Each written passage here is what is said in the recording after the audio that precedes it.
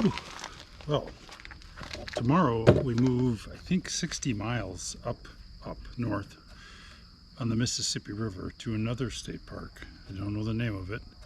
We're to be in Mississippi, from what I understand.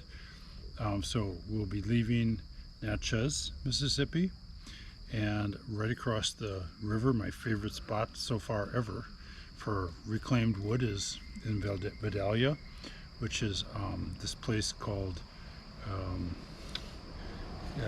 on, I have to think about it. It's been a long day. Not Raw Edge Supply, but you know what I mean. Anyhow, I got it written down somewhere. So, but anyways, they're really good stuff. I had a few issues with the finishing of this thing because I didn't design it ahead of time, and so I did some relocating of some locations for the joinery on the fly, and I shouldn't have done that.